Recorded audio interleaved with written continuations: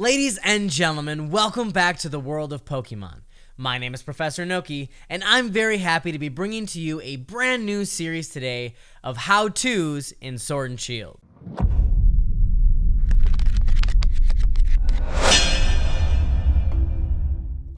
As I had originally planned and actually have been recording a Let's Play for these games, I actually decided it probably would be a much better idea to instead bring to you a series of different how-tos as I'm traveling through the game to give to you a first-hand look of these games, or indeed if you're having trouble getting through them, this could actually serve as a guide to help you along. Today's how-to will center around how to get the most out of your 2-hour-ish long tutorial through the beginning of the game. And although I will say this is definitely the best tutorial that they've given us in the past few generations, it felt the less hand-holdy overall, although you definitely felt like you were being kind of taken along from one point to the next. This game actually begins unlike any other game in the series, where it's not the professor that's introducing the world of Pokemon to you, but rather it's Chairman Rose of the Pokemon League. He goes through the usual rigmarole of this is a Pokemon and welcome to the world of Pokemon, but then obviously he turns the attention to the fact that the Galar region is much different than any other,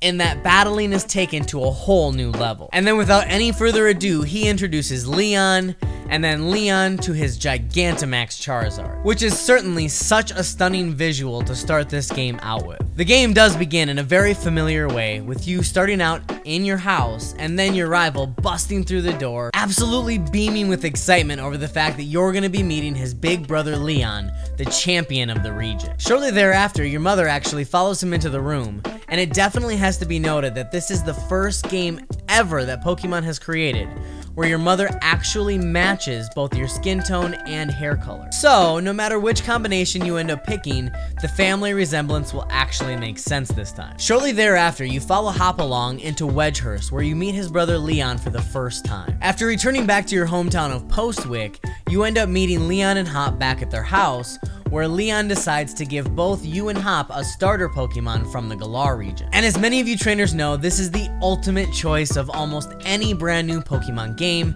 and it can be very difficult to choose which of the three you're going to go with. And it's always very important to choose wisely, as this is probably going to be one of your main partners throughout the entirety of the game. And although naming definitely isn't required, I would definitely suggest you do so, as it adds so much more immersion and really helps you personalize your Pokemon experience more. Personally, I like to give all of my Pokemon names that mean something to them, whether it be a scientific classification for their real world counterpart, or maybe in some way it plays off of its overall gimmick or its name in some way, something along those lines. As far as strategically which typing you should go with, it really is a toss-up in the air, because in this game, all three of the starter Pokemon stay their base typing throughout each of their evolutions. And the first three gyms in this region are grass, water, and fire in that order. So when it comes to any clear advantages, I don't really know that there is one, especially when you consider the fact that when you go out into the wild area, all three of those typings are readily available in many different Pokemon. After you've chosen your starter Pokemon, you then return home to let your mother know of the exciting news,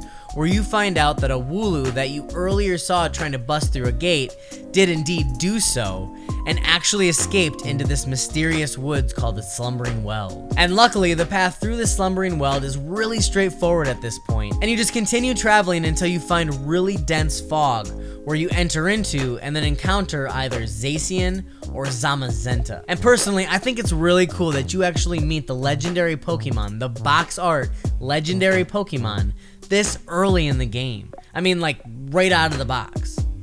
No pun intended. For some strange reason, you actually choose to attack this mythical and crazy powerful looking Pokemon. And don't worry about which attacks you actually use, considering every single attack you will choose to use essentially just phases right through them. And then, after a few turns, they will actually make you pass out completely, upon which you wake up to Leon, who's asking you if you're alright. Later on, you'll actually return to Wedgehurst, to the Pokemon Research Lab, to meet Professor Magnolia for the first time.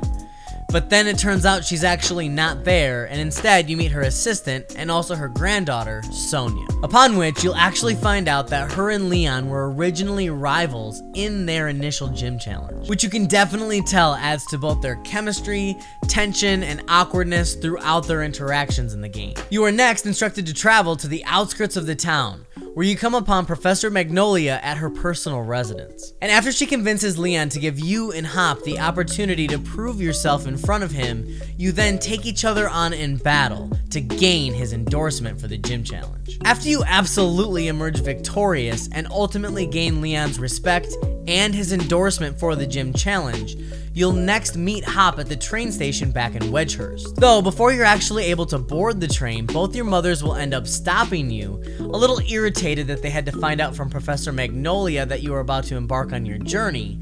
However, they're very happy to give you your brand new camping gear for the wild area. As you set off on your very first train ride toward Motostoke, the industrial city of Galar, you are shown some very cool images of both the city and the surrounding wild area. Shortly thereafter, the train comes to a screeching halt because an entire herd of Wooloo has taken up the tracks. Because of this, you're actually forced to exit at the wild area stop, which makes Hop and you extremely excited. And although this can be extremely overwhelming at first, with so many new places to see, 360-degree views to enjoy, max raid battles, hidden items, Pokemon, and trainers everywhere. Well, only trainers if you're online, but you get what I mean. Though I will caution, the best way to approach this area for now is to essentially go around, find and collect a few Pokemon to complete your overall team, level up your Pokemon and get ready for your first gym challenges, and then when you've checked all of these things off of your list,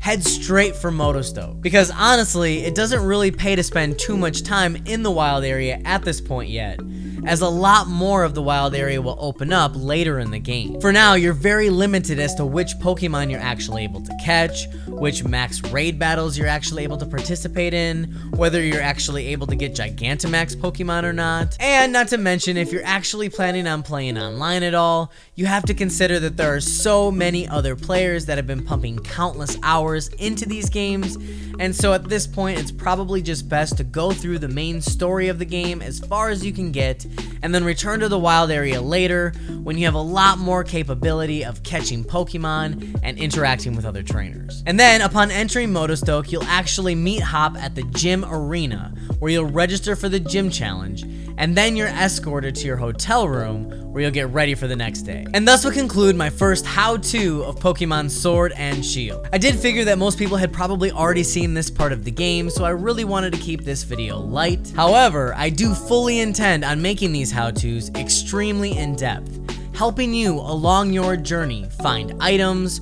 rare Pokemon, Gigantamax forms, and generally helping you navigate this expansive region. Please consider liking this video and subscribing to my channel if you enjoyed this content. Thank you so much for watching, and until next time, this has been Professor Noki, once again for Noki Jr.